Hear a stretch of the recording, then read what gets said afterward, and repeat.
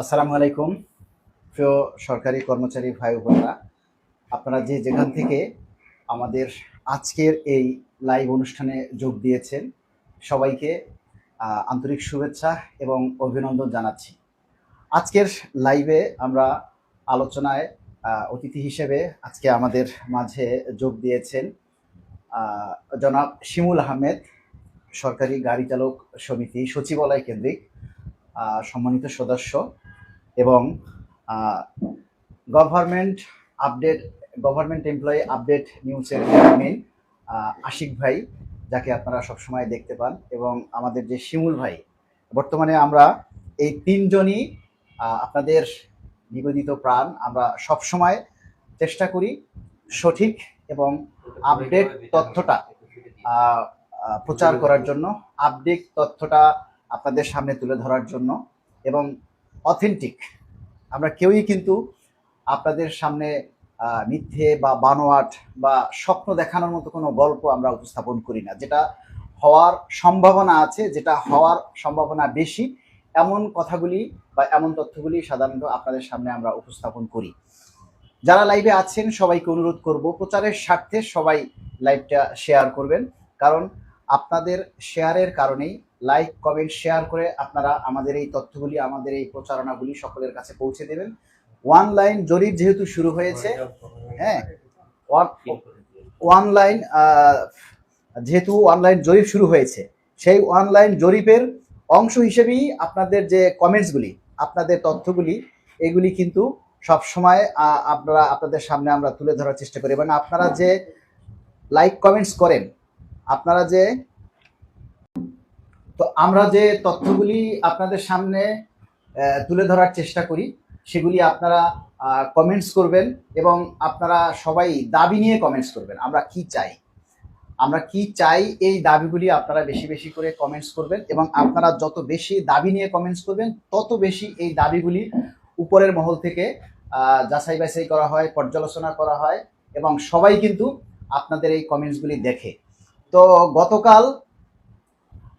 গতকাল আপনারা জানেন যে 17ই অক্টোবর বাংলাদেশ সরকারি কর্মচারী কল্যাণ ফেডারেশনের উদ্যোগে আমাদের 1:4 এবং গ্রেড সংখ্যা কমিয়ে 12টি করার দাবিতে সর্বনিম্ন 35,000 টাকা করে আগামী ডিসেম্বরের মধ্যেই গেজেট প্রদানের লক্ষ্যে আমরা যে কর্মসূচি পালন করেছি, সেখানে আপনারা বিভিন্ন জেলা উপজেলা থেকে, ঢাকা এবং ঢাকার বাহির থেকে যারা উপস্থিত হয়েছেন সবাইকে আবারও আমরা আমাদের পক্ষ থেকে আন্তরিক কৃতজ্ঞতা এবং ধন্যবাদ জানাচ্ছি।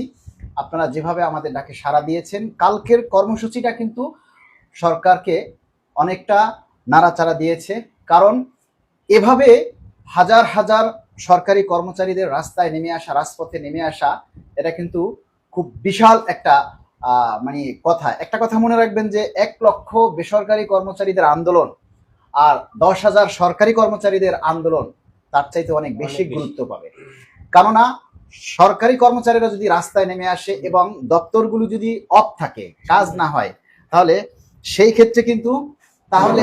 ক্ষেত্রে কিন্তু অবকাঠামোগুলি অচল হয়ে পড়বে। তো যাই হোক, আজকে আমরা প্রথমে শিমুল ভাইয়ের কাছ থেকে আমরা জানতে চাইবো যে আগামীকালকে যে কর্মসূচিটা পালিত হয়েছে সেটাকে আপনি কিভাবে মূল্যায়ন করছেন? ধন্যবাদ ভাই। বিসমিল্লাহির রহমানির রহিম। আউযু বিল্লাহি মিনাশ শাইতানির রাজিম। বিসমিল্লাহির রহমানির রহিম।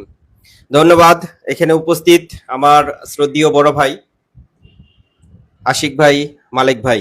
আজকে আমরা উপস্থিত আছি, শ্রদ্ধা জ্ঞাপন করছি এই বাংলার কর্মচারীদের পক্ষে যে বীরগুলো কাজ করছে। আসলে বীর বললে ভুল কিছু হবে না, আমি তাদেরকেই বলি যারা প্রজাতন্ত্রের প্রত্যেকটা কর্মচারীর জন্য, প্রজাতন্ত্রের প্রত্যেকটা এমপ্লয়ির জন্য তারা প্রতিনিয়ত কাজ করে চলেছে।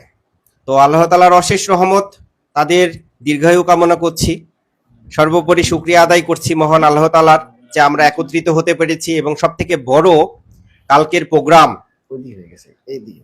কর্মচারী ফেডারেশনের থেকে, যে বাংলাদেশ সরকারি কর্মচারী ফেডারেশন পক্ষ থেকে যে কালকে দেখেছেন আপনারা, কয়েক হাজার সরকারি কর্মচারী আমরা একত্রিত হতে পেরেছিলাম। কয়েক হাজার, অনেক কর্মচারী আমরা একই সাথে একই কাঁধে কাঁধ মিলিয়ে একই সাথে আমরা রাজপথে হেঁটেছি, আমরা একই সাথে এগিয়ে চলেছি। 1:4 এবং 12টি গ্রেড, আমাদের একটাই প্রাণের দাবি, একটাই দাবি 1:4:12, পাশাপাশি উচ্চতর গ্রেড এবং সিলেকশন গ্রেড আমাদের পূর্ণবহাল করতে হবে। তো এরই পরিপ্রেক্ষিতে কালকে অনেক ভাই তাদের পায়ের স্যান্ডেল হারিয়েছে, অনেক ভাই তাদের গায়ের ঘাম ঝরিয়েছে, অনেক ভাই চেষ্টা করেছে তাদের সর্বোচ্চ দিয়ে আমাদের সহযোগিতা করার। পাশাপাশি প্রশাসনকে ধন্যবাদ জানাই। প্রশাসনের যে সকল ভাই আমাদের সাথে যুক্ত ছিলেন, প্রত্যেকটা দপ্তর, অধিদপ্তর, পরিদপ্তর, বিভাগের আপনারা জানেন, অবগত আছেন যে সবাই তার তার নিজ দায়িত্ব পালন করেছে এবং বাংলাদেশের সরকারি কর্মচারী আইন 2018-র বিধান কোনো মতেই আমরা লঙ্ঘন করি নাই এবং সুন্দর সুষ্ঠুভাবে আমাদের প্রোগ্রাম সম্পন্ন করেছি। আপনারা ইতিমধ্যে আরো জানেন যে প্রশাসনের যে সকল ভাইরা আমাদের সাথে ছিলেন, ডিএসবি, এসবি, এনএচআই, পুলিশ সদস্য এবং অনেক ডিফেন্সের সদস্যগুলো ছিলেন, যারা ছিলেন, যে সকল ভাই ছিলেন, তারা প্রতিনিয়ত আমাদের সার্বিক সহযোগিতা করেছে। এবং আমাদের যে মালিক ভাই আছেন, মালিক ভাই গুরুত্বপূর্ণ ভূমিকা পালন করেছেন। আমাদের আশিক ভাই, তিনি সার্বিক সহযোগিতা করেছেন। সর্বোপরি আমাদের কেন্দ্রীয় যে নেতাগুলো ছিল, যে বড় ভাইরা ছিলেন, আমাদের ছিলেন ওয়ারেস ভাই ছিলেন, খায়ের ভাই ছিলেন, আমাদের কেন্দ্রীয় গাড়ি চালক সমিতির সদস্য সচিব, আমাদের কেন্দ্রীয় গাড়ি চালক সমিতির সভাপতি ইসাক কবির ভাইয়ের আহ্বানে আমাদের গাড়ি চালকের সদস্য ছিলেন, বাদিউল ভাই ছিলেন, বাদিউল কবির ভাই ছিলেন, খায়রুল নাহার লিপি আপা ছিলেন, অনেক ভাই ছিলেন। সব থেকে বড় আমাদের নেতা, আরেকটা নেতা ছিলেন যিনি আমাদের বক্তব্য রাখছিলেন, মাহমুদুল রহমান মান্না ভাই ছিলেন, জুনায়েদ সাকি ভাই ছিলেন। তো অনেক ভাই ছিলেন, যে ভাইয়ের অবদান আমরা অতুলনীয়, ভুলতে পারি না, ভোলার মতো নয়। সর্বোপরি হলো সার্বিক সহযোগিতা, আপনারা আমাদের সাথে ছিলেন, প্রতিনিয়ত আপনারা আমাদের সাথে ছিলেন, এটাই অনেক কিছু। তারা তো আমাদের লিডিং পজিশনে আছে, কিন্তু আপনারা আমাদের লিডিং এবং টপ লেভেল, ঠিক আছে, মানে টপ টু বটম আপনারা সার্বিক সহযোগিতা করেছেন এবং এখন পর্যন্ত করে যাচ্ছেন। এটাই হলো সার্বিক সহযোগিতার কাম্য। আপনারা কে কোথায় থেকে আজকে লাইভটি যুক্ত আছেন, কে কোথায় থেকে দেখছেন, কে কোন জেলা থেকে দেখছেন এবং কে কোন দপ্তর থেকে দেখছেন, কমেন্ট করার জন্য অনুরোধ জানাচ্ছি। এবং গতকালকের যে প্রোগ্রামটি আমরা করেছি এবং আগামী যে আমাদের কর্মসূচি ঘোষণা হবে এবং আগামী দিনের আমাদের কর্ম পরিচালনা কেমন হওয়া উচিত, আপনাদের মূল্যবান মতামত কামনা করছি। চলে যাচ্ছি আমাদের শ্রদ্ধেয় ভাই মালিক ভাইয়ের কাছে। মালিক ভাই প্লিজ।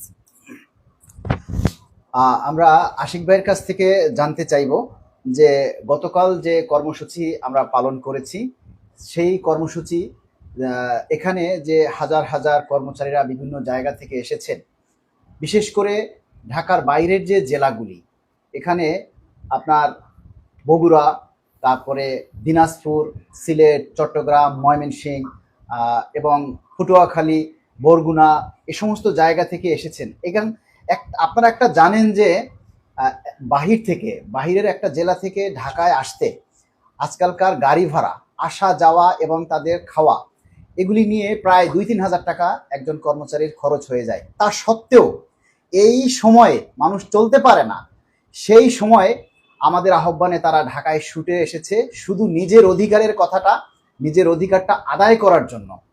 এই জিনিসগুলিকে আমরা আসলে কিভাবে দেখছি এবং এটা দাবি আদায়ের জন্য কতটুকু প্রভাব রাখবে বলে আশিক ভাই মনে করেন? ধন্যবাদ। আসলে আমি কালকের প্রোগ্রামে এতটা গরম আর এতটা রোদ আর এতটা পরিশ্রম হয়েছে, আমার গলা বসে গেছে, তো সেভাবে আমি বেশিক্ষণ কথা বলতে পারবো না। মালিক ভাই যে কথাটি আমাকে প্রশ্ন রেখেছেন, আমার এই লাইভটি বা আমাদের এই লাইভটি ভোরের আলো 71 এবং গভর্নমেন্ট এমপ্লয় আপডেট নিউজ এবং ভয়েস অফ গভর্নমেন্ট ডাইভার্স,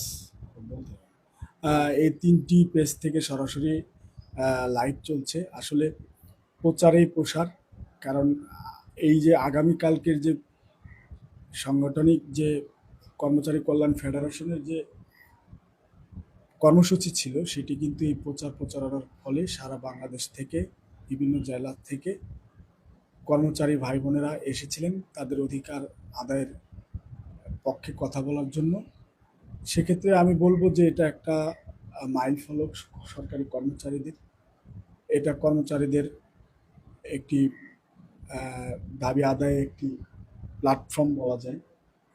এবং সরকারের নীতি নির্ধারণী ফোরাম এবং এনএসআই, ডিজিএফআই, এসবিটিবি আইনশৃঙ্খলা বাহিনীর নড়ে চড়ে বসেছে। তারা ভাবছে যে আসলে কর্মচারী অঙ্গনের যদি ভালো কিছু বৈষম্য দূর করা না যায় তাহলে অস্থিরতা সৃষ্টি হবে। একটা সময় কিন্তু জনতার মঞ্চ তৈরি হয়েছিল 96। এবার কর্মচারীদের যদি বৈষম্য মুক্ত না হয়, আশারূপ বেতন কাঠামো যদি নির্ধারণ না হয়, এবার কর্মচারীদের মঞ্চ হওয়ার সম্ভাবনা উড়িয়ে দেওয়া যায় না। অনেক বেশি। হ্যাঁ, উড়িয়ে দেওয়া যায় না মালিক ভাই। আমি যেটা বলতেছি হ্যাঁ। আসলে কোন প্রেক্ষিতে এটা বলছি, এটা উস্কানিমূলকও না, এটা বাস্তব কথা বলছি। বাস্তব কথা। যে প্রত্যেকটা কর্মচারী দেখেন, আজকে মাসের 18 তারিখ, হুম, আমার স্ত্রী ব্যাগ ধরিয়ে দিয়েছে সকালে বাজার করার জন্য, আমার পকেটে টাকা নেই, আমার এই টেনশন নিয়ে আমার বাসা থেকে বের হতে হয়েছে। আমি চেষ্টা করছি যে আমার কোনো কলিগ বা কারো কাছ থেকে কিছু টাকা নিয়ে এই মাসের বাজারটা আমি শেষ করব। এই কথাগুলো যে বলছি আসলে এটা আমার কথা না, আমার অডিয়েন্স যারা আছেন প্রত্যেকটি কর্মচারীদেরই একই অবস্থা। একই কথা। তো সেই ক্ষেত্রে আমার পেটে ক্ষুধা রেখে আমি ধরেন হলো এক দুপুর না খেলাম না, কিন্তু আমার বৃদ্ধ বাবা মাকে তো খাবার দিতে হবে, অবশ্যই, আমার সন্তানের মুখে তো আমার আহার যোগাইতে হবে, অবশ্যই।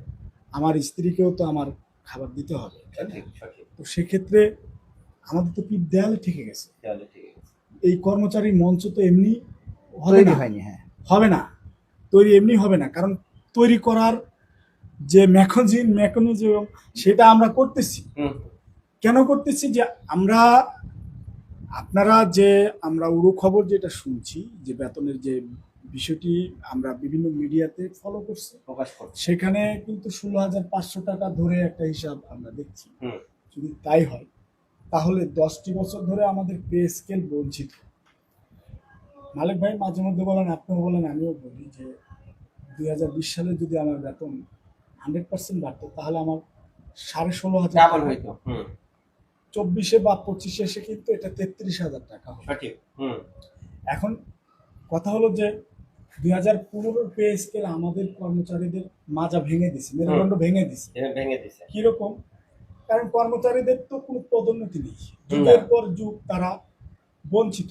যে পদেই চাকরিতে যোগদান করেছে সেই পদেই তাদের চলে যেতে হয়। হুম, আমাদের তিনজনের কিন্তু একই অবস্থা। একই অবস্থা। শুধু আমরা তিনজন না, সারা সারা বাংলাদেশের যে প্রায় হ্যাঁ, 18 লক্ষ কর্মচারী 18 আছে, লক্ষ কর্মচারী, তার দৃষ্টান্ত হলো আমরা তিনজন, তিনজন আমাদের পদোন্নতি নেই। না। তো এখন বিষয় হলো যে এই পদোন্নতি নাই কারণে আমরা বিশেষ করে টাইম স্কেল সিলেকশন গেট কিন্তু এটা প্রফিট ছিল কর্মচারীদের। হুম, যে পদোন্নতি না পেলেও কিন্তু এই আপনার এই তিনটা পেলে কিন্তু অর্থনৈতিকভাবে সে কিন্তু একটা ভালো একটা অ্যামাউন্ট চাকরি শেষে পেত। হুম, এক্সাম্পল স্বরূপ যদি বলি যে একজন 16 গ্রেডের কর্মচারী সে চাকরিতে ঢোকার পর তার সিলেকশন গেট পেলো, টাইম স্কেল পেলো, হুম, সে কিন্তু তার চাকরিটা কিন্তু 13 গ্রেডে যায় শেষ হতো। আর এখন উচ্চতর গ্রেড 10 বছর এবং 16 বছরের করার কারণে তার চাকরি কিন্তু 14তে যেয়ে শেষ হচ্ছে, 14 গ্রেডে যেয়ে। হুম, তাহলে কিন্তু সে তার 13 গ্রেডের চাকরি একটা গ্রেড কম পাচ্ছে। সেই গ্রেডের হিসাব অনুযায়ী আপনার চাকরি শেষে বর্তমান 230 টাকার 1 টাকা পরিমাণ নগদায়ন, সেখানে তার কমপক্ষে 8 থেকে 10 লক্ষ টাকা সে ক্ষতিগ্রস্ত হচ্ছে। হুম, এটা 15 পে স্কেল আমাদেরকে ক্ষতিগ্রস্ত করে দিচ্ছে। হুম, 2 নম্বর আসে আমাদের পেনশন। আমাদের একজন 20 গ্রেডের কর্মচারী তার চাকরি শেষ করে কিন্তু সে আপনার মোটামুটি 20 থেকে 21 লক্ষ টাকা সে পায়। হুম, কেন পায়? যে 50%, 90-এর অর্ধেক, হুম, ঠিক আছে, 100% না, অর্ধেক সরকারের কাছে বিক্রি করতে হয় আর অর্ধেক সরকার কাছে থেকে যায়। সেটা হলো ওই পরিমাণ 20 লক্ষ টাকা আমি পেলাম। এই 20 লক্ষ টাকা কি হবে? এই 20 লক্ষ টাকা দিয়ে আমি চিন্তা করি আমার শেষ জীবনে, আমার অডিয়েন্স যারা আছেন চিন্তা করেন, মুসলিম হলে যে আমি একটু আল্লাহর কাবা ঘর আমি তাওয়াফ। তাও করবো। এদিকে তার স্ত্রী চিন্তা ভাবনা করছে যে আমি তো দীর্ঘদিন কষ্ট করে তোমার সংসার করেছি, হুম, আমাকে হয়তো একটি সঞ্চয়পত্র করে দাও 10 লাখ টাকার, তুমি না থাকলে আমার কে দেখবে, তোমার ছেলে মেয়েরা যদি না দেখে, হুম, এই একটা দাবি দিয়ে বসে। আমার মেয়ে যদি থাকে, মেয়ে চিন্তা করে যে স্বামীর সংসারে তো অনেক দিন হয়েছে, বাবা চাকরি করছে, আর টাকা পাচ্ছে, আমিও তো এখান থেকে টাকা পাবো। সন্তান চিন্তা করছে যে বাবার টাকা হয়েছে, শত সন্তান হলে আমি একটা বাইক কিনবো, বা আমি চিন্তা করতেছি যে সে একটা বিদেশ যাবে, বা সে একটা চাকরির জন্য ট্রাই করবে। এই যে স্বপ্ন, ওদের স্বপ্ন চাহিদা পূরণ করতে যে আমার ওই কর্মচারী ভাই যে একটি কাবা শরীফে হজে যাবে, সেটা কিন্তু সে হচ্ছে না তার। আচ্ছা, এই 20 লক্ষ টাকা দিয়ে ধরেন সারা বছর চাকরি করছে, তার বাড়ি নাই, সে যদি একটা বাড়িও করতে চায়, বর্তমানে 10 লক্ষ টাকার কমে 3 সেট বাড়ি হয় না, 3টা রুমের না। ঠিক আছে।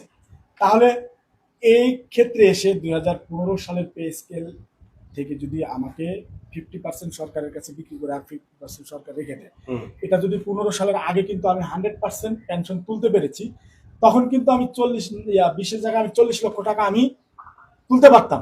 এই 40 লাখ টাকা যদি আমি আমার অ্যাকাউন্টে রেখে দেই সঞ্চয়পত্র করে, আমার মাসে কিন্তু 40,000 টাকা আসবে। আর আমি পেনশন পাচ্ছি ধরেন 10,000, 50,000 আমি কিন্তু চলতে পারবো। হঠাৎ করে আমি পেনশনে চলে গেছি, আমি এখন 30,000 টাকা বেতন পাই, কিন্তু হঠাৎ করে যখন আমি পেনশনে চলে গেলাম, আমার বেতন কিন্তু 20,000 কমে গেল। তাহলে আমি 30,000 থাকতেই আমার পরিবারের চাহিদা মেটাইতে পারি নাই, কিন্তু আমি এখন পেনশনে যাওয়ার পর 10,000 টাকা দিয়ে আমার পরিবারের চাহিদা কিভাবে মেটাবো? এই 15 পে স্কেল আমাদের সাথে এটা প্রতারণা করেছে, প্রহসন করেছে কর্মচারীদের সাথে। শুধু তাই নয়, প্র্যাকটিক্যাল পোস্ট অফিস সহকারী, এটা হোসেন মোহাম্মদ এরশাদের সময় কিন্তু 11তম গেট ছিল, সেই গেটটাকে 16 গেট করে তাদের কিন্তু একটা দক্ষতা ইনক্রিমেন্ট দেওয়া হতো,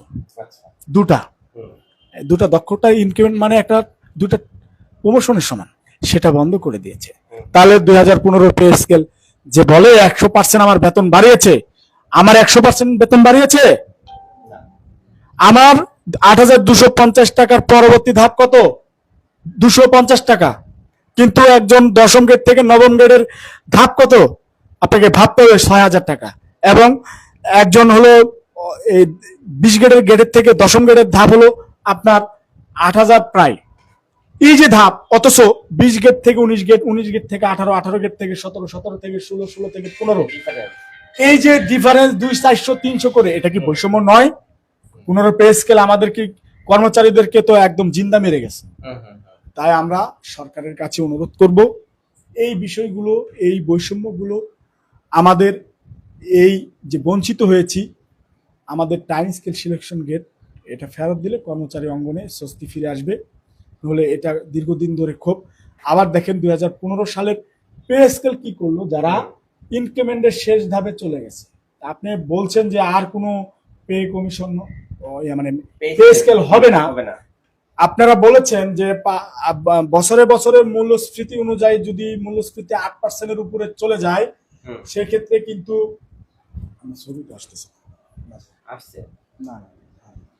তো সেক্ষেত্রে আপনার 8%, 7% এরকম করে আমরা দিব। কিন্তু দেখা গেল এই যে 10 বছর ধরে এটার কিন্তু কথা রাখেনি। আপনার মূল্যস্ফীতি 2013 সালের অনুযায়ী, বাজার দর অনুযায়ী কিন্তু 2015 পে স্কেল হয়েছিল। সেই ক্ষেত্রে আমি যে জিনিসটা 2015 সালে আমি কিনতে পেরেছি, সেই জিনিসটা কি বর্তমানে আমি ওই টাকায় কিনতে পারছি? আপনি বলেন মালিক ভাই, কিনতে পারছি? তো সে অবস্থা থেকে আমার চাউল আমি তখন কিন্তু 40-45 টাকা করে কিনেছি কেজি, এখন 85-90 টাকার কমে চাউল নাই। এই চাউলের দাম ডবল হয়েছে, আমার বেতন কি ডবল হয়েছে? শুধু এটা তো একটা দানা, মানে এটা আমাদের খেতে হয়, বাঙালিরা ভাত তো, তরকারি সবজির বাগান, মাছের কথা আমি নাই বললাম। আপনার এই 3 জনের একজনে কি বলতে পারবেন এই বছর ইলিশ মাছ কিনে খেয়েছেন? সুযোগ নেই, ইলিশের যে বাজারের দাম। আচ্ছা, তাহলে আজ থেকে 13 সালে যে গোল্ডের দাম ছিল, এখন কি সেই গোল্ডের দাম আছে? না। সেটা অনেক না? ডলারের যে দাম ছিল সেটা কি আছে? না। অথচ আমাদের 8,250 টাকায় রয়ে গেলাম। এর চেয়ে চির বাস্তব সত্য কথা আর নাই। আমরা যে কত কষ্টের মধ্যে আছি, 8,250 টাকা এই বেসিকে আমার বাসা ভাড়া দেওয়ার পর আমার এই 8,250 টাকা 6 সদস্যের ভাগ দেন কয় টাকা করে পড়ে? আপনাকে আমাদেরকে কোথায় রেখেছেন বলেন? বেতন ডবল করে দিয়েছি, 10 বছর ধরে আমার বেতন বাড়াননি। পোশাকের দাম, সন্তানের চিকিৎসা, শিক্ষা, সকল কিছুকে দাম চির বাস্তব সত্য হওয়ার পরও কেউ মুখ খুলছেন না। সরকারের কেউ মুখপাত্র, আমলা 10 বছর আগে যারা গত সরকার একটু মুখ খুলে নাই, তারা লুটপাট করে দেশের টাকা বিদেশে পাচার করেছে, আমলাদের পেট ভরেছে, ব্যবসায়ীদের পকেট ভরেছে, প্রজাতন্ত্রের কর্মচারী সাধারণ মানুষদের নাভিশ্বাস উঠে গেছে, তাদের কথা কেউ ভাবেনি। এই যে নিদারুণ সত্য, এই চির বাস্তব সত্য কথা কেউ তুলে ধরেনি। এত আন্দোলন, এত সংগ্রাম করার পর সরকার, বর্তমান উপদেষ্টা মন্ডলীর গঠিত সরকার, ডক্টর মোহাম্মদ ইউনূস স্যার আমাদের আন্দোলন এবং বাস্তবের নিরিখের চিন্তা ভাবনা করে আসলেই তারা ভেবেছে যে একজন কর্মচারী যে বাজার থেকে বাজার করে, একজন সচিব কিন্তু সেই বাজার থেকেই বাজার করে। আমি নয় ফুটপাত থেকে কিনি, তারা হলো আপনার এই বিভিন্ন শপে থেকে কিনে, তাই না? তারা তো আর আমাদের মতো ফুটপাতে যেতে পারে না। সেখানে এখানে যদি টমেটো 100 টাকা হয়, ওই আপনার মলে যে আপনার শপে, সুপার শপে, সেখানে হয়তো 110 টাকা হবে, এই তো, কিন্তু আচ্ছা, দামটা একই। তো সেক্ষেত্রে যে তারা যে বাজার থেকে বাজার করে, আমরা সেই বাজার, আমাদের সাধ্যের বাজার যেটা আমাদের কি, সেটা আমরা তাদের সাথে তুলনা করছি না, মানে বাস্তবের নিরিখে কথা বলছি। তাদেরও পেট আছে, আমাদের। আচ্ছা, আমরা আশিক ভাইয়ের কাছে আবার আসবো। আমি একটু শিমুল ভাইয়ের কাছ থেকে জানতে চাচ্ছি যে এই যে সরকার বেতন কমিশন একটা অনলাইন জরিপ করেছে, সেই অনলাইন জরিপে কিন্তু আপনার বলা আছে যে আমরা গ্রেড সংখ্যা কতটা চাই। ওখানে যে আপনার ইচ্ছা মতো একটা অপশন ছিল, সেখানে লেখা আছে 12টা, আমরা চেয়েছি 12টা। অনুপাতের কথা লেখা ছিল 1:8, 1:10, 1:12, এবং অন্যান্য অপশনে লেখা ছিল, সেখানে আমরা গিয়ে সবাই পূরণ করেছি 1:4 চাই। এবং আরেকটা গুরুত্বপূর্ণ অংশ ছিল, সেটা হচ্ছে যে একজন কর্মচারীর সারা মাস চলতে তার কি পরিমাণ টাকা লাগে, সেইখানে আমরা আমাদের সাধ্যমতো আমরা যে যা লিখেছি। আমি শিমুল ভাইয়ের কাছ থেকে বলবো যে বর্তমান প্রেক্ষাপটে একজন কর্মচারী যদি চলতে যায় 6 সদস্য বিশিষ্ট পরিবার নিয়ে, তাহলে তার একবারে ন্যূনতম চলতে গেলে সবকিছু নিয়ে কি রকম খরচ লাগতে পারে, এই জিনিসটা একটু আমরা আপনার কাছ থেকে শুনতে চাই। ধন্যবাদ ভাই। একটি গুরুত্বপূর্ণ এবং যুগ উপযোগী প্রশ্ন করেছেন। যুগ উপযোগী একটা প্রশ্ন করেছেন যে আসলে বর্তমান যুগের সাথে তাল মিলিয়ে চলতে গেলে কতটুকু, সর্বনিম্ন কত টাকা হলে আমরা কোন রকম ডাল ভাত খেয়ে চলে যাব, কথা তো এটাই। তো আমরা সর্বনিম্ন যদি ডাল ভাত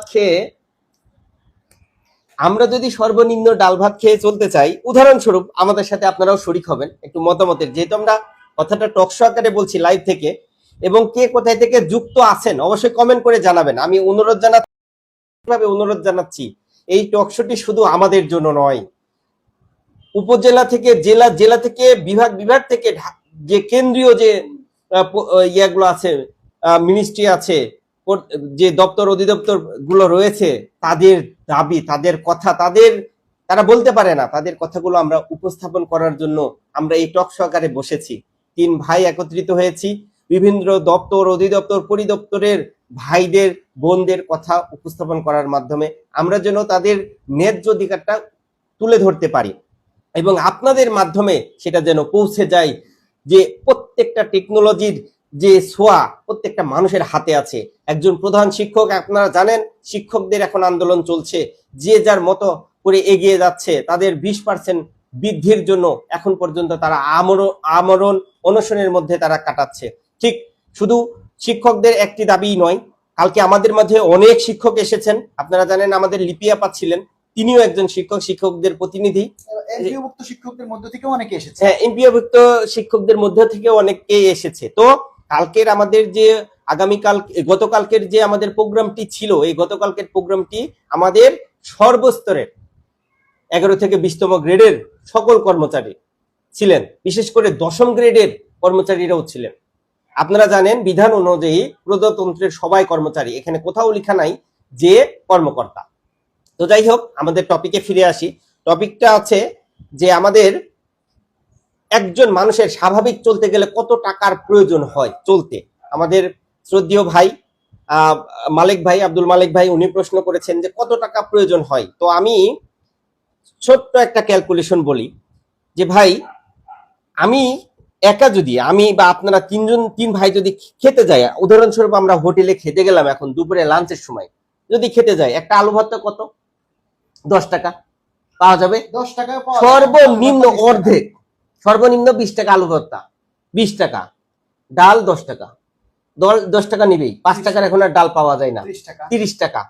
ভাত যদি খাই এক প্লেট তাও 20 টাকা, এক প্লেট 20 টাকা, এক প্লেট প্লেট খাইতে গেলে না, আমি ওইটাই বলছি যে সর্বনিম্ন, আশিক ভাই সর্বনিম্ন কত, এক প্লেট 20 টাকা। তো যদি হয় আলু ভর্তা যদি 20 টাকা হয়, ডাল যদি 10 টাকা হয়, 30 টাকা। আর যদি ভাত যদি আমি এক প্লেটও খাই, নিজেকে সান্ত্বনা দেওয়ার জন্য, পকেটে টাকা নাই তাই যদি বলি, যদি 20 টাকাও খাই তাও আমার 50 টাকা লাগে। 50 টাকা লাগে আমার এক বেলার খাবার। এই 3 ভাই যদি খাই 150 টাকার প্রয়োজন। এর নিচে কিন্তু আর খাওয়ার কোনো সুযোগ নেই, কোনোভাবেই সুযোগ নেই, এর নিচে কোনোভাবেই সুযোগ নেই। তো আপনারা আমরা যেটা চলি এর নিচে যদি কোনো কারোর সুযোগ থাকে, হয়ে থাকে, জানাবেন কমেন্ট করে যে ভাই এটার নিচেও সুবিধা আছে, সুযোগ আছে। আর যদি না থাকে অবশ্যই শেয়ারের অনুরোধ জানাচ্ছি। ভিডিওটা চোখে পড়লেই শেয়ার করে দিবেন, দিয়ে আপনার মূল্যবান মতামত জানাবেন, কমেন্ট করবেন। 1:4 চাই, 12 গ্রেড চাই, উচ্চতর গ্রেড, সিলেকশন গ্রেড, পূর্ণবহাল চাই। এটাই আমাদের অধিকার, এটাই আমাদের চাওয়া পাওয়া। তো যেখানে ছিলাম 50 টাকা, তো এখন যদি আমি 50 টাকা নিয়ে এক বেলা খাই, এক বেলায় যদি আমার 50 টাকা যায়, 3 বেলায় কত ভাই, 150 টাকা। 150 টাকা। আচ্ছা, এটা যদি আমার, শুধু কি আমার জন্য, এই যে আমি চাকরি করতেছি আমার জন্য, আপনি আপনার চাকরিতে আসছেন আপনার জন্য, আশিক ভাই আপনি কি আপনার চাকরি আপনার জন্য আসছেন, আপনার পরিবারের জন্য আসছেন? আমাদের 6 সদস্য বিশিষ্ট পরিবার, 6 সদস্য পরিবার, পরিবারের সংখ্যায় অনেকের আবার সংখ্যা, পরিবারের সংখ্যা বেশিও থাকে, বেশিও থাকে। কিন্তু সরকার আচ্ছা। 6 জন নির্ধারণ করে। এখন দেখেন বাংলাদেশের একটা প্রবিধান মালাই আছে, পরিবার কাকে বলে। আপনারা ফাউন্ডেশন ট্রেনিং এ গেলে এই পরিবার সম্পর্কে একটা ক্লাস থাকে, পেয়েছেন? পরিবার, পরিবার কাকে বলে? মা বাবা, ছেলে মেয়ে, স্ত্রী আর নিজে, টোটাল 6 জন। কিন্তু কোন কোন পরিবারে শ্বশুর শাশুড়িও থাকে। যেমন আমার কথা বলি, আমার ফ্যামিলি ভাই বোনও থাকে। তো শ্বশুর শাশুড়ি থাকে, ভাই বোন থাকে, ডিপেন্ডেবল। এক কথায় আমার পরিবারের পুরে আমার একজন ভাই সে প্রতিবন্ধী থাকতে পারে, একজন বোন যে এখনো চাকরি পায় নাই, পড়াশোনা করতেছে, বাবা মা এবং আমার ছোট ভাই স্কুলে পড়াশোনা করে, হ্যাঁ, তাকে সে কি আলাদা থাকবে না? আমার বোন আছে, পরিবারের অংশ না? আমার একটা বোন অবশ্যই পরিবারের অংশ। স্কুল কলেজে পড়াশোনা করে, বিয়ে হয়নি, তাহলে সে পরিবারে থাকবে না? আলহামদুলিল্লাহ, আমরা এইমাত্র চ্যানেল 24 এর মাধ্যমে জানতে পারলাম এই কমিশনের সম্মানিত চেয়ারম্যান একটি বিষয় বলেছেন, নতুন বেতন সুপারি নিয়ে কমিশন সভাপতি তিনি বলেন, আশা করছি যথাসময়ে এই পে কমিশনের জমা দিতে পারে নির্দিষ্ট সময়ে। এটা কিন্তু একটা বড় অ্যাসিড তিনি মন্তব্য করেছেন। তার মন্তব্যের এখানে আমরা যদি এখন আপডেট জানিয়ে দিচ্ছি ভিউয়ার্স এবং সারা বাংলাদেশের কর্মচারী, আপনারা জানেন কিছুক্ষণ আগে আমাদের নতুন জাতীয় বেতন কমিশনের সম্মানিত চেয়ারম্যান ভোটের আগে বলেছেন, ভোটের আগে সরকারি আধা সরকারি স্বায়ত্তশাসিত প্রতিষ্ঠানের কর্মকর্তা কর্মচারীর জন্য নতুন বেতন সুপারিশের সম্বলিত চূড়ান্ত প্রতিবেদন জমা দিতে পারে জাতীয় বেতন কমিশন। এরই মধ্যে কমিশনের পক্ষ থেকে বিভিন্ন মন্ত্রণালয়ের মতামত গ্রহণের উদ্যোগ নেওয়া হয়েছে। এছাড়া সরকারি কর্মচারীদের বেতন বাবদ কি পরিমাণ অতিরিক্ত বরাদ্দ দেওয়া যাবে সে বিষয়ে কর্মপরিকল্পনা জানতে চেয়ে সম্প্রতি অর্থ বিভাগে চিঠি পাঠানো হয়েছে জাতীয় বেতন কমিশনের পক্ষ থেকে। চলতি বছরের ডিসেম্বরের মধ্যে নতুন বেতন কাঠামো বাস্তবায়নের দাবি জানিয়ে আসছেন 11-20 গ্রেডে সরকারি চাকরিজীবী ফোরামের নেতারা, কর্মচারী ফেডারেশনের নেতারা সহ বিভিন্ন সংগঠন থেকে। এই সময়ের মধ্যে বাস্তবায়ন না হলে তারা রাজপথে নামতে বাধ্য হবেন বলেও সরকারকে আলটিমেটাম দিয়ে রেখেছেন। এই আলটিমেটামের মধ্যে অর্থ বিভাগের চিঠি দিয়ে অতিরিক্ত বরাদ্দ বিষয়ে জানতে চেয়েছে নতুন বেতন কমিশন। সরকারি কর্মকর্তা কর্মচারীদের জন্য একটি সময়োপযোগী ও বাস্তবসম্মত বেতন কাঠামো নির্ধারণে সাবেক অর্থ সচিব এবং পল্লী কর্মসহায়ক ফাউন্ডেশনের চেয়ারম্যান জাকির হোসেন খানকে প্রদান করে গত 27 জুলাই জাতীয় বেতন কমিশন 2025 গঠন করে অন্তর্বর্তীকালীন সরকার। ওই কমিশনকে এই সংক্রান্ত প্রতিবেদন দিতে 6 মাস সময় দেওয়া হয়েছে, যার মেয়াদ শেষ হবে জানুয়ারিতে। গঠিত বেতন কমিশন এবার সরকারি কর্মকর্তা কর্মচারী আধা সাহিত্য। মূল আপডেটটা চলে গেছে ভাই, মূল আপডেট হচ্ছে রিসেন্টলি জমা দিবে। ঠিক আছে, আমরা পরবর্তী আপনার কথাগুলো, যাই হোক, আমরা কথার পরিপ্রেক্ষিতে চলে গেছিলাম আমাদের প্রিয় ভাই। আজকে নিউজ 24 আসছে যে রিসেন্টলি হয়তো কমিশন তাদের রিপোর্ট জমা দিবে এবং সংগঠনের সাথে খুব তাড়াতাড়ি একটা করার উদ্যোগ গ্রহণ করবে। এটা আমরা স্বাগত জানাই কাজে। জি, ধন্যবাদ। আরেকটি বিষয়, জাকির হোসেন খান স্যার সম্মানিত সভাপতি বলেন, অর্থ বিভাগের কর্মকৌশল জানতে চাওয়ার পাশাপাশি বিভিন্ন মন্ত্রণালয় অংশীজনের মতামত জরিপ জীবনযাত্রার দায় সরকারের বিভিন্ন দপ্তর সংস্থা থেকে সংগ্রহ করছি আমরা। ঠিক আছে, তার জি, আমরা মানে বলেছি, এখানে বোঝা যাচ্ছে, আশিক ভাই অসংখ্য ধন্যবাদ আপনার মূল্যবান টপিকটা আমাদের কথার মধ্যে। বাংলাদেশ প্রতিদিনে একটা নিউজ প্রকাশ করা হয়েছে, যেখানে আমাদের পে কমিশনের চেয়ারম্যান মহোদয় স্বয়ং জানতে চেয়েছে অর্থ মন্ত্রণালয়ের কাছে, তাই তো? এটাই তো। আচ্ছা, অর্থ মন্ত্রণালয়ের কাছে জানতে চেয়েছে কি বর্তমানে কর্মচারীদের জীবনযাত্রার মান, পাশাপাশি তাদের খরচ ব্যয় কেমন হচ্ছে এই ব্যাপারে জানতে চেয়েছে। অনলাইন জরিপে যে তথ্যগুলো, হ্যাঁ, তারা দ্রুত জমা দিবেন এবং এটার প্রতিফলন স্বরূপ খুব দ্রুত বাস্তবায়নের লক্ষ্যে তারা কাজ করে যাচ্ছেন। এটার মূল হেডিংটা হলো এটা। তো যাই হোক, আমরা যে টপিকে ছিলাম যে এক ভাইয়ের এক বেলার খাবার সর্বনিম্ন স্তরে 50 টাকার প্রয়োজন। তো যদি 3 বেলা হলে 150 টাকা যদি হয়, আচ্ছা ভাই, এখন যদি এই 3 বেলার খাবারকে আমি যদি 30 দিয়ে ভাগ দেই, আমার তো 30 দিন খাওয়া লাগে, খাবার প্রয়োজন। এই 30 দিয়ে যদি এখন ভাগ গুণ দেই তাহলে আমার 45 প্রায় 4,500 টাকা শুধু আমার নিজের এই পেটটা সচল রাখার জন্য। আর এই ডাল আর আলুর ভর্তা দিয়েই খাই। যদি একটা ডিম খাই বর্তমান বাজারে সর্বনিম্ন আপনারা জানেন একটা ডিমের দাম 12 টাকা, কাঁচা ডিমের দাম, সেটার সাথে পেঁয়াজ, রসুন, আদা, মানে তেল আনুষঙ্গিক আমি যদি ভুনা করি 35 টাকা লাগে। তো ডিম আমি না খাই, আমার আমিষের চাহিদা কিভাবে পূরণ হবে? সরকার বলে সুষ্ঠুভাবে সুন্দরভাবে সরকারের 21-এর 2 ধারায় বলা আছে, বাংলাদেশের প্রবিধান 21-এর 2 ধারায় বলা আছে প্রজাতন্ত্রের কর্মচারী সর্বসময়ের জন্য সে কাজ করবে, সে সর্বদা প্রস্তুত। কিন্তু একটা জিনিস মনে রাখেন, আমি যদি সুস্থ না থাকি, আমি যদি সমস্ত খাবার না পাই, আমি তাহলে সরকারকে সার্ভিসটা দিব কি? ঠিক কি দিব? আমি অসুস্থ না থাকি, হ্যাঁ, তাহলে আমি কিভাবে সেবা দিব কিভাবে? ভাই ফার্মাসিস্ট, তার কাছে যদি একজন সেবা নিতে যায়, তাহলে সে তো নিজেই অসুস্থ, তার পেটে ব্যথা, তার শরীরে মাথা ঘ্যান ঘ্যান করে, চোখে দেখে না, আজকে তার জ্বর সর্দি, কারণ সে তো সুস্থ, শরীরে এনার্জি নাই, সে পূর্ণতা নাই, খাবার নাই। আমি গাড়ি চালক, আমার কথা বলি, আশিক ভাইয়ের কথা পরে আসছি। আমি গাড়ি চালক, আমি যদি সুস্থ না থাকি, আমি যদি পারফেক্ট যদি না চলি, তাহলে গাড়িটা কোথায় যাবে? আজকে তো গাড়ি লাগাই দেবো আইল্যান্ডে, কালকে লাগাই দিব ট্রাকের সাথে, কালকে চলে যাব গহীন গাছের সাথে, নাহলে পাগারে বা কালভার্টের নিচে, কারণ আমি সুস্থ নাই, আমি চোখে ভালো দেখি না, আমি অসুস্থ। আমার কারণ কি? আমার পেটে খাবার নাই। আপনারা নিশ্চয় মনে আছে, আপনারা জানেন যে আমাদের একটি গল্প ছিল। কি গল্প মনে আছে আশিক ভাই? পেট, হাত, পা, মুখ ওর সাথে হিংসা করে, যে পেট কোনো কাজ করে না, পেটের সাথে সবাই পেটের সাথে হিংসা করে, হ্যাঁ, সবাই কাজ করে। ব্রেন বলে আমি কাজ করি, হাত বলে আমি কাজ করি, পা বলে আমি হাঁটে যাই, তাই তোরা খাবার পাস, আর পেট শুধু খায়, পেটের কোনো কাজ নাই। তো এই পেট ভরার জন্য আমাদের জন্য সরকার কি করছে?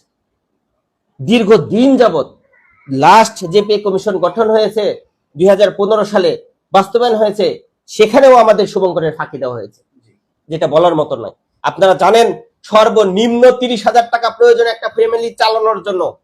27,000 টাকা আমরা ক্যালকুলেশন করে দেখেছি 6 সদস্যের পরিবারে। যদি 6 জনে 45,000 টাকা, মানে 4,500 টাকা একজনের, তাহলে সে যদি 6 জনে খায়, তাহলে 45 × 6, তার মানে হচ্ছে 27,000 টাকা শুধু ভাত, শুধু ডাল ভাত, আর হলো ডাল ভাত খাওয়ার খরচ 27,000 আলু ভর্তা। তাহলে সে এরপরে তার বাসা ভাড়ার ব্যাপার আছে, বিডি আছে, গ্যাস কারেন্ট আছে, তার একটা পরিবারে চলতে গেলে তার যে আনুষঙ্গিক নিত্য প্রয়োজনীয় দ্রব্যাদি, যেমন এখানে আপনি একবারে শুরু করেন ব্রাশ টুথপেস্ট থেকে, ব্রাশ টুথপেস্ট, একবারে আপনি যে ঝাড়ু দেবেন ঘর, সে ঝাড়ু, হাড়ি পাতিল মাজার জন্য একটা মাজুনি, ঠিক আছে, হারপিক, তারপরে আপনার ভিমবার, গায়ে দেওয়ার জন্য সাবান, একটা শ্যাম্পু, হ্যাঁ, চিরুনি, এই যে জিনিসপত্র, এই সমস্ত জিনিসগুলি, এরপরে আপনার যদি 2টা ছেলে মেয়ে স্কুলে লেখাপড়া করে, তাহলে তার স্কুলের বেতন, তারপরে বই, কাগজ, কলম, খাতা, হ্যাঁ, তারপরে তার আসা যাওয়ার ভাড়া। তাহলে একজন বাবা মা যদি তার অসুস্থ থাকে, কোনোভাবে যদি একজন মাসের মধ্যে অসুস্থ হয়, তাহলে তার সারা মাসের বেতন শেষ। আর এখন যে বর্তমানে কিন্তু মাননীয় প্রধান উপদেষ্টা বলেছেন যে যদি সে তার এমন কোন একটা রোগে সে আক্রান্ত হয়, তাহলে দেখা গেছে এক রোগেই তার পুরো মাসের বেতন শেষ। প্রধান উপদেষ্টাকে এই কথাটা বলার জন্য অনেক ধন্যবাদ এবং কৃতজ্ঞতা প্রকাশ করছি। সব থেকে বড় বিষয়, আমরা কোথায় যাব, কোথায় গেলে আমাদের শান্তি? সরকারি কর্মচারীদের নেই কোনো 10 বছর প্রায় নেই কোনো বেতন বাড়ার কোনো সম্ভাবনা। আমরা প্রতিনিয়ত কাজ করে চলেছি। সরকারের কোনো সেবা কি বন্ধ আছে? না, কোনো সেবা বন্ধ নাই। আমি অসুস্থ থাকি, সুস্থ থাকি, আমার দপ্তরকে কখনো বুঝতে দেই না। ভাই সে কখনো বুঝতে দেয় না, আশিক ভাই সেও বুঝতে দেয় না, মালিক ভাই, আশিক ভাই, শিমুল ভাই, তার মতো হাজারো ভাই ক্যামেরার ওপার যারা অবস্থান করছে তারা কাজ করতেছে। প্রত্যন্ত গ্রাম চর অঞ্চল নদী ভেঙে তারা স্কুল কলেজ করতেছে, তারা প্রতিষ্ঠানে সেবা দিচ্ছে, তারা অফিসে যাচ্ছে। প্রত্যন্ত গ্রাম অঞ্চল বরিশালের অঞ্চল, প্রত্যন্ত গ্রাম অঞ্চল পঞ্চগড়ের অঞ্চল, প্রত্যন্ত গ্রাম অঞ্চল চট্টগ্রামের অঞ্চল। দেখেন আমরা অফিসে যাই যাতায়াত কি বাই রোডে, কোনো ভাই আছে রোডে যাই, নদীতে যাই, তারপরে আবার তাকে রোডে যাওয়া লাগে, এমন অনেক অফিস আছে। অনেক অফিস আছে দূরে, যারা দেখেন বাসে আজকে ঝুলতে ঝুলতে আসে। দেখেন সব থেকে বড় বিষয় আপনারা জানেন পে কমিশনের কাছে যে, হ্যাঁ পাহাড়ি যে চট্টগ্রাম, সেই কথাই বললাম, খাগড়াছড়ি বান্দরবান, সেই ভাইদের অবস্থাটা দেখেন, তারা কি দুর্বিষহ অবস্থার মধ্যে আছে তাদের আপনি জীবনটা। আশিক ভাই, আপনি শিমুল ভাই যে তথ্যটা উপস্থাপন করলেন যে 6 সদস্য বিশিষ্ট একটা পরিবারের শুধু সারা মাস যদি ডাল ভাত খায়, তাও তার ডাল আর আলু ভর্তা, ডাল আর আলু ভর্তা, তাহলে তার আর যে বাসা ভাড়া আনুষঙ্গিক দ্রব্য, এর চাইতে নিম্নমানের জীবন আর কিছু হতে পারে না। হতে পারে না। এর চাইতে অনলাইন শুধু ভাত খাবার, এর চাইতে অনলাইন জরিপও আর কিছু নেই, কিছু নেই। তাহলে সরকার যে অনলাইন জরিপ করছে মানুষের সম্পর্কে তার তথ্য তথ্য জানার জানার জন্য, নিচ্ছে। তাহলে আমরা এই যে তথ্যটা বললাম যে একজন সরকারি কর্মচারী হয়েও, একজন সরকারি কর্মচারী রাষ্ট্রের একজন প্রথম শ্রেণীর নাগরিক হয়েও যে রাষ্ট্রের টাকা সচল রাখে, সরকারকে সব সময় প্রত্যক্ষ পরোক্ষভাবে উন্নয়নে সাপোর্ট দিচ্ছে, সেই মানুষটা যদি সারা মাস শুধু ডাল আলু ভর্তা দিয়ে খায়, তাও তার সমস্ত খরচ নিয়ে মাসে 60,000 টাকার নিচে সম্ভব নয়, সংকুলন করতে পারবে না। আর একটা ছোট্ট গল্প আমি শিমুল ভাইয়ের সাথে অ্যাড করতে চাই। এক ভিক্ষুক ভিক্ষা করছিল, সে এক লোকের কাছে এসে ভিক্ষা চাইলো। তো যার কাছে ভিক্ষা চাইলো সে খুব চতুর, সে বলতেছে যে আমি তোমাকে ভিক্ষা দেবো না, আমি তোমাকে একটা চাকরি দেবো, যদি তুমি রাজি থাকো তাহলে বলো। তাহলে ভিক্ষুক মনে করছে ও মা, তাহলে চাকরি পেলে তো আমার জন্য ভালো, আমার আর ভিক্ষা করা লাগবে না। সে রাজি হয়ে গেল। তখন বললো যে তাহলে তুমি আগামীকাল থেকে আসো, আগামীকাল থেকে তোমার চাকরি শুরু। ভিক্ষুকে খুশি হয়ে বাড়িতে চলে গেছে। রাতে তো তার ঘুম আসে না, গিন্নির সাথে গিয়ে শেয়ার করলো আমার চাকরি হয়েছে, আগামীকাল থেকে আমার ভালো স্যালারি আসবে, আমি ভালো জীবন যাপন করব, ডিউটি শুরু। ভিক্ষুক পরের দিন সে তার চাকরিতে গেল, মালিক তাকে আরেকটা ড্রেস পরিয়ে দিল, আরেকটা ড্রেস পরিয়ে দিয়ে তাকে একটা থালা আর একটা থালা হাতে দিয়ে তারপরে বলল এবার তুমি সারা জায়গায় ভিক্ষা করে যেটা পাও সেটা এসে আমার কাছে জমা দিবা, আমি তোমাকে মাস শেষে বেতন দিব। এখন ভিক্ষুক চিন্তা করলো যে এ কোন চাকরি নিলাম আমি, তা আমি যে ভিক্ষা করছিলাম স্বাধীনভাবে, যা পেতাম আমি সেটা নিয়ে চলতে আমার নিজেরই থাকতো, আমার থাকতো। এখন আমি চাকরি নিলাম যে আমি ভিক্ষা করে এসে জমা দিব আর মাস শেষে আমাকে বেতন দিবে, তাহলে দেখা গেছে আমি সারা মাসে ভিক্ষা করে এনে দিলাম মনে করেন যে 60,000 টাকা, উনি আমাকে মাস শেষে বেতন ধরাই দিল 12,000 টাকা বা 15,000 টাকা, তাহলে আমি কি ঠকলাম না জিতলাম?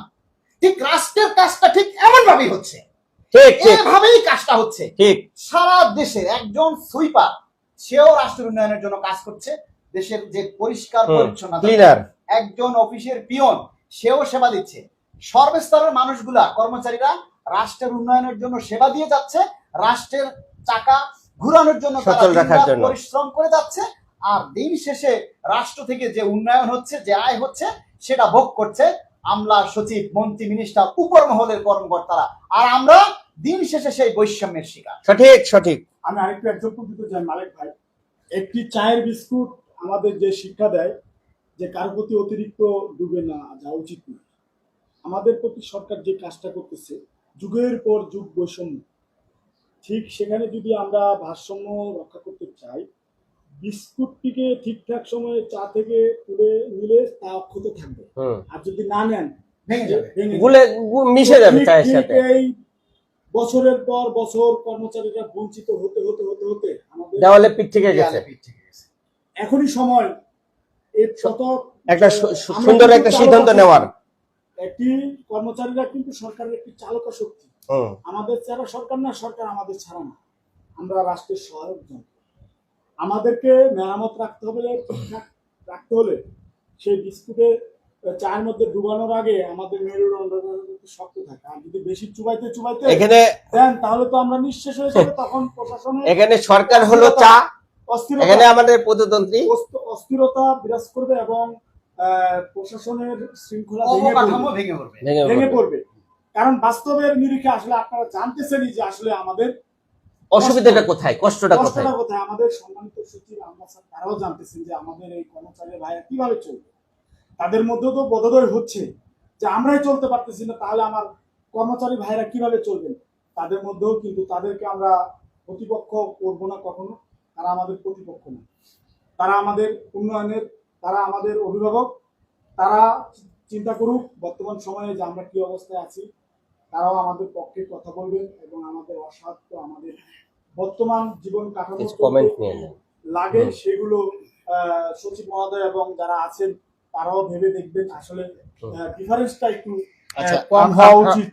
হ্যাঁ, অনুপাতটা হলো বৈষম্যের অনুপাত এবং গেট সংখ্যা কমিয়ে আনলে আচ্ছা, এগুলো আমি সম্ভব। একটু কমেন্ট পড়ছি, কমেন্টগুলো আমাদের নিয়ে নিই, অনেকগুলো কমেন্টগুলো দর্শক নিয়ে। আছে। এর মধ্যে প্রথমেই আমি এমডি বাবুল, উনি সেনাবাহিনীর একজন সদস্য, উনি লিখেছেন 1:4 12 গ্রেড। আপনারা যারা প্রতিনিধিতে আছেন সবাই সর্বোচ্চ সতর্ক থাকবেন। ডিসেম্বরের ভিতরে প্রজ্ঞাপন না দিলে পরবর্তী কার্যক্রম কি, এবং পে কমিশনের প্রতিনিধিদের সাথে সার্বক্ষণিক একভাবে একাধিক যোগাযোগ রাখতে হবে। তাৎক্ষণিক জানাবো এখন। ঠিক আছে, এই যে বাবুল ভাই যেটা লিখেছেন, কমিশনের সাথে আমাদের যোগাযোগ রয়েছে এবং অলরেডি আমরা আশা করি গতকালকে যে কার্যক্রম, যে কর্মসূচি আমরা দেখিয়েছি, যেখানে হাজার হাজার কর্মচারীরা উপস্থিত হয়ে রাজপথে নেমে এসেছে, এটা অবশ্যই বিভিন্ন গোয়েন্দা বাহিনীর মাধ্যমে সরকারের নজরে এসেছে এবং সরকার কিছুটা নড়েচড়ে বসেছে এবং আমাদের দাবির বাইরে গিয়ে তারা কাজ করতে চাইলে আমাদের কর্মচারীদের আশা আলোর প্রতিফলন না ঘটলে কি হতে পারে সেটা অলরেডি তাদের কাছে মেসেজটা চলে গেছে।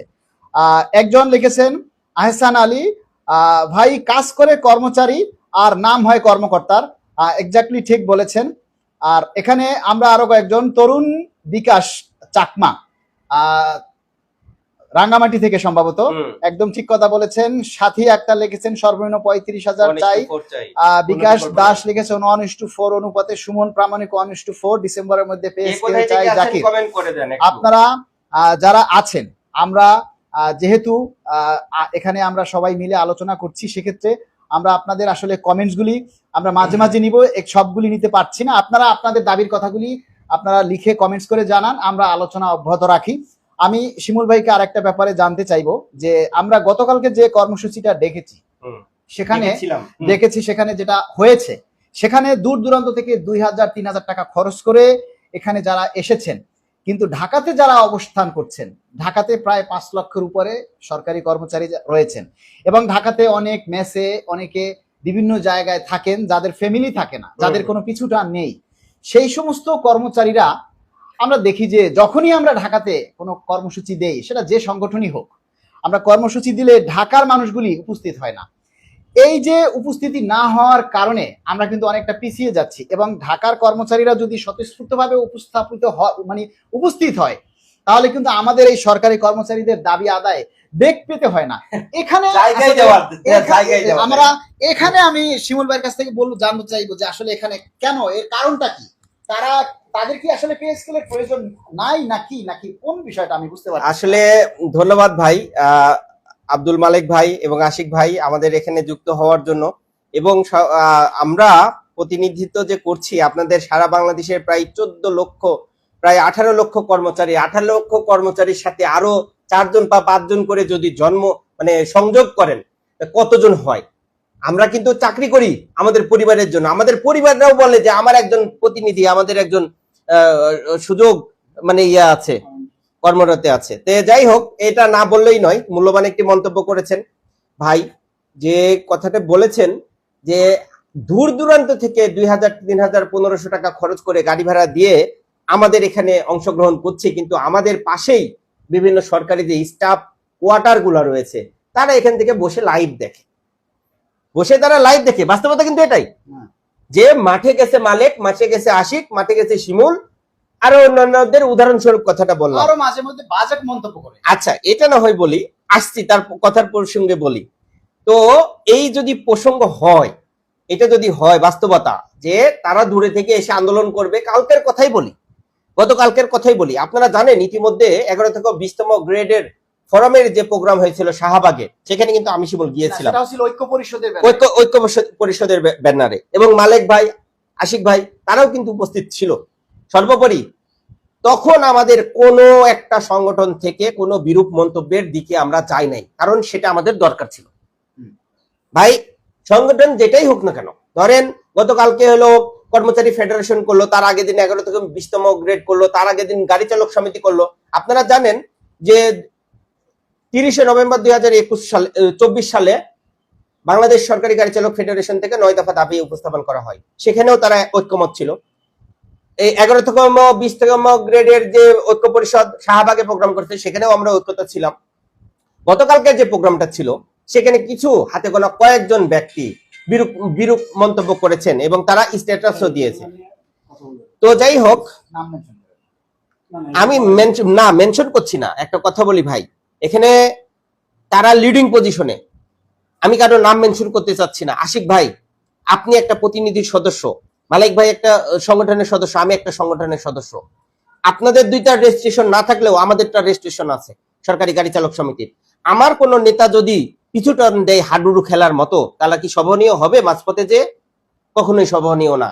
আপনি যদি আন্দোলন করছেন, যে আজকে আমরা যে 3 জন একত্রিত হয়েছি, কার জন্য হয়েছি? আপনার নিজের জন্য, মালিক ভাইয়ের জন্য, শিমুল ভাইয়ের জন্য, সারা বাংলাদেশের প্রজাতন্ত্রের কর্মচারীর জন্য আমরা একত্রিত হয়েছি। এটার কি মানে বলার কোনো ইয়ে লাগে?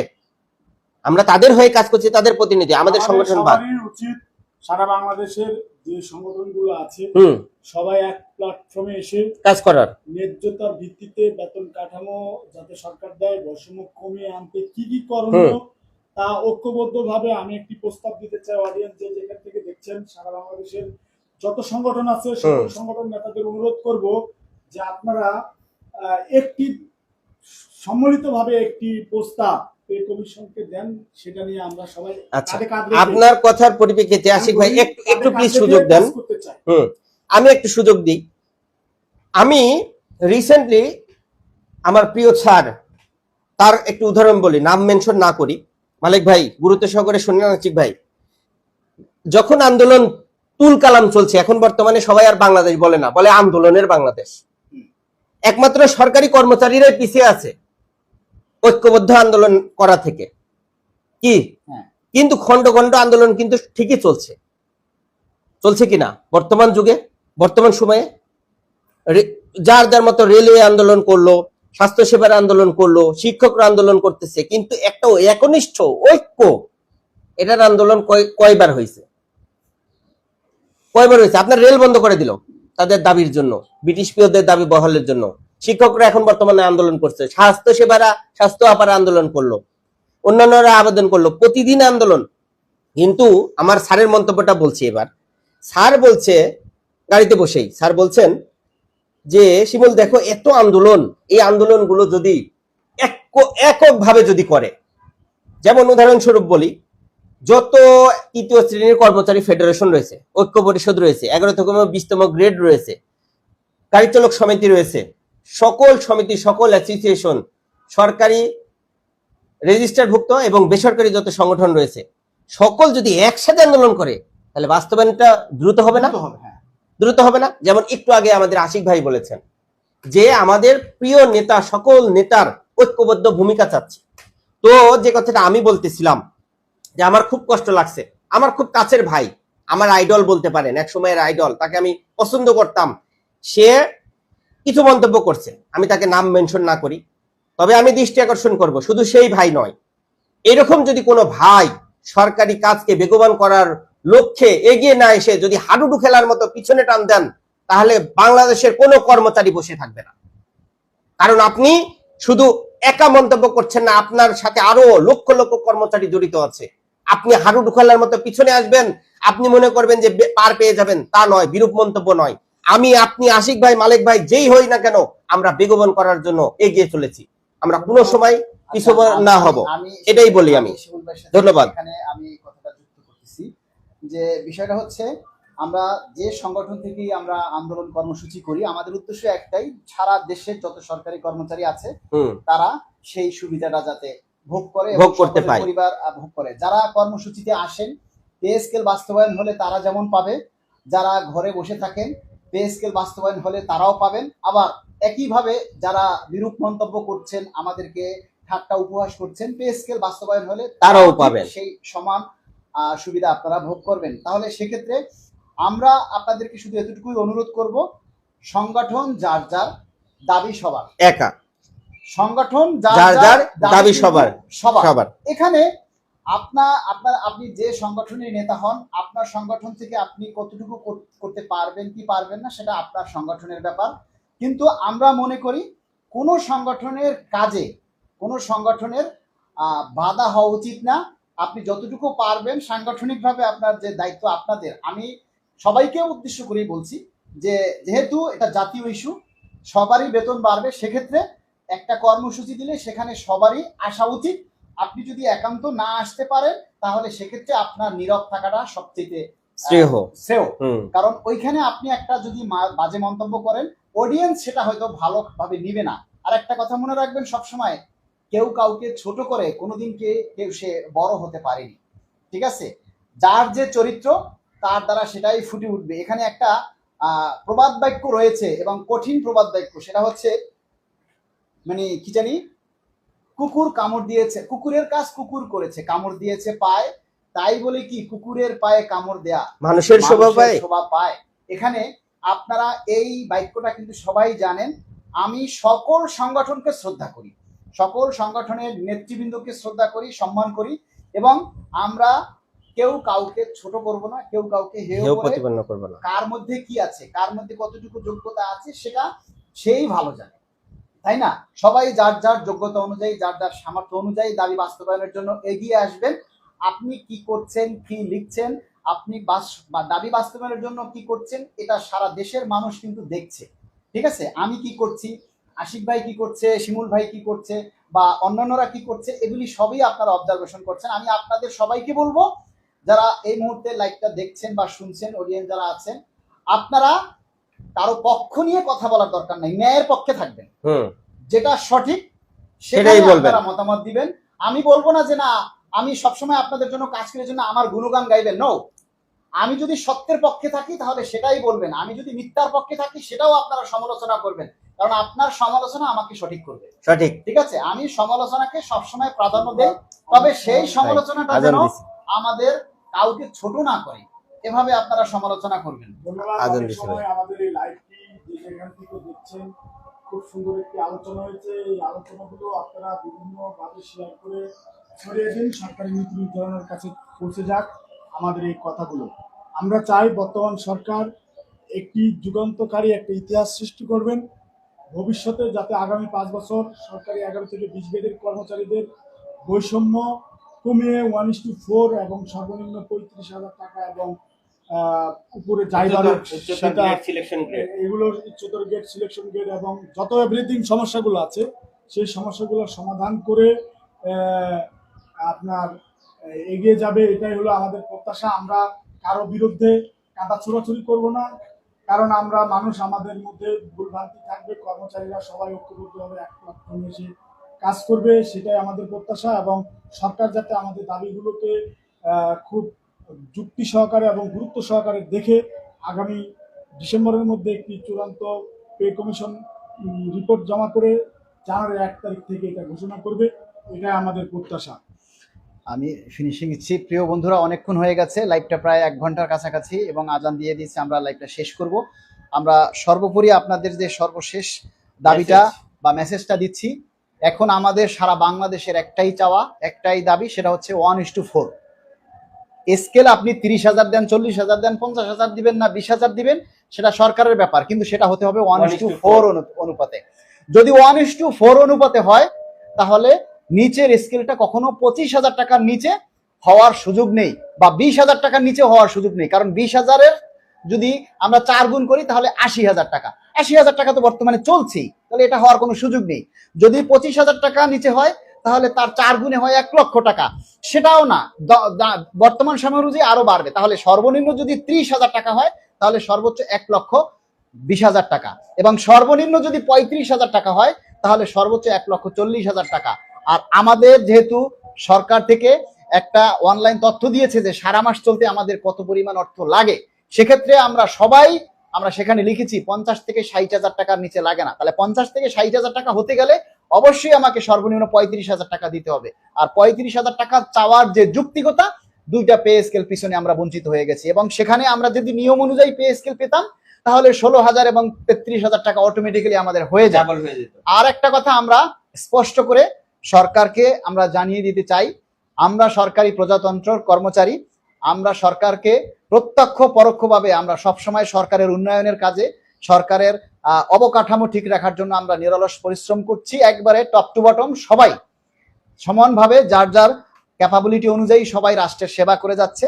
আমাদের পিঠ দেয়ালে ঠেকে গেছে, আমরা চাই না রাজপথে নামতে। আমরা সুশৃঙ্খল জাতি। আমাদের ডিসেম্বরের প্রথম সপ্তাহের মধ্যে যদি আমাদের পে স্কেল আমাদের আশানুরূপ না হয়, 1:4 অনুযায়ী গ্রেড সংখ্যা 12টা করে আমাদের সর্বনিম্ন জীবন ধারণের সক্ষমতা অনুযায়ী যদি আমাদের গেজেট প্রকাশ না হয়, সেক্ষেত্রে বাংলাদেশের সকল সংগঠন, সচিবালয় এবং সচিবালয়ের বাইরে যে সংগঠনগুলি রয়েছেন, আমরা একত্রিতভাবে আমরা ডিসেম্বরের শেষ সপ্তাহে কঠিন সিদ্ধান্ত নিতে আমরা বাধ্য হব। কিন্তু আমরা চাই না এমন কোনো সিদ্ধান্তে আসতে, তাই আমরা চাই না এরকম কোনো পরিস্থিতি যাতে তৈরি হয়। তবে আমরা আশাবাদী সরকার আন্তরিক, এবং আন্তরিক বলেই সরকার কমিশন গঠন করেছে এবং সেই কমিশন স্বচ্ছতার সাথে দ্রুত গতিতে কাজ করছে বলে সেটাও আমরা জানি। তবে আগামী ডিসেম্বরের মধ্যেই আমাদের চাওয়া পাওয়ার আশার প্রতিফলন ঘটবে। প্রিয় কর্মচারী ভাই বোনেরা, আপনারা যারা যেখান থেকে আছেন সবসময় আমাদের দাবির পক্ষে থাকবেন, আমাদের এই দাবির কথাগুলি আপনারা প্রচার করবেন, কারণ এই দাবির কথাগুলি আপনারা যত প্রচার করবেন তত সরকারের কানে যাবে যে কর্মচারীরা অ্যাক্টিভ আছে। এবং 17 তারিখের কর্মসূচিতে আপনারা দেখেছেন, এবং এই কর্মসূচির মাধ্যমেই আগামী পরবর্তী কর্মসূচি কিভাবে হতে পারে এবং উপস্থিতি কি হতে পারে অনেকের মধ্যে অনুপ্রেরণা জাগিয়েছে। সেই জিনিসটা মনে রেখেই আমাদের আগামী পে স্কেল যাতে বাস্তবায়িত হয়। ধন্যবাদ, সবাই ভালো থাকবেন। আরেকটি কথা আমি বলতে চাই ফিনিশিং এর শেষে, বাংলাদেশের যে সংগঠনগুলো আছে সরকারি চাকরিজীবীদের, বিশেষ করে কর্মচারী কল্যাণ ফেডারেশন, 11-20 ফোরাম, বাংলাদেশ তৃতীয় শ্রেণী, বাংলাদেশ সমন্বয় পরিষদ, বাংলাদেশ প্রাথমিক শিক্ষা শিক্ষক সমিতি এবং বাংলাদেশ গাড়ি চালক সমিতি সহ অসংখ্য যে সংগঠনগুলো নিয়ে রয়েছে, আপনাদের কাছে আমি একটি মেসেজ দিতে চাই, সব ভেদাভেদ ভুলে আবার সুসংগঠিতভাবে এক প্ল্যাটফর্মে এসে কাজ করে কর্মচারীদের জন্য কাজ করুন। নিজেদের স্বার্থ দ্বন্দ্বর কথা ভুলে, ব্যক্তির দ্বন্দ্বর কথা ভুলে যে সবাই এক প্ল্যাটফর্মে এসে 18 লক্ষ কর্মচারীদের পক্ষে কাজ করুন। তাহলে আমাদের সারা বাংলাদেশের কর্মচারীরা আপনাদেরকে মাথায় তুলে রাখবেন, মুকুট হিসেবে রাখবেন। আর যদি আমরা নিজেরা কাদার ছোড়াছুড়ি করি, তাহলে সরকারও আমাদেরকে সেভাবে প্রাধান্য দিবে না। সেক্ষেত্রে আজকের এই লাইভ থেকে সকল সংগঠনের কাছে আমি অনুরোধ করব, সম্মিলিতভাবে বাংলাদেশ সচিবালয় এবং সচিবালয়ের বাইরে যারা আছে আমরা এক প্ল্যাটফর্মে এসে দাঁড়াই। সময় কিন্তু কম। আমরা যদি দেখি সরকার, মালিক ভাই যে কথা বলেছেন, আমারও শেষ কথা এটাই যে যদি দেখি যে বৈষম্যের পায়তারা হচ্ছে, বৈষম্য করা হচ্ছে, আমরা কিন্তু বসে থাকবো না, আমরা এর প্রতিবাদ করব। এবং পার্শ্ববর্তী দেশ ইন্ডিয়ার সাথে তাদের সামনে যে দিচ্ছে সেটার সাথে সমন্বয় করে আমাদের এই পেজ থেকে কর্মচারীর দাবি দেওয়া নিয়ে আমরা কাজ নিয়মিত আপডেট পেতে আমাদের সাথে ভিজিট করুন আমাদের এই পেজগুলো। সবার সুস্বাস্থ্য এবং মঙ্গল কামনা করে বিদায় নিচ্ছি। ভালো থাকবেন মালিক ভাই। ইনশাআল্লাহ ভাই, অবশ্যই আপনিও দোয়া রাখবেন।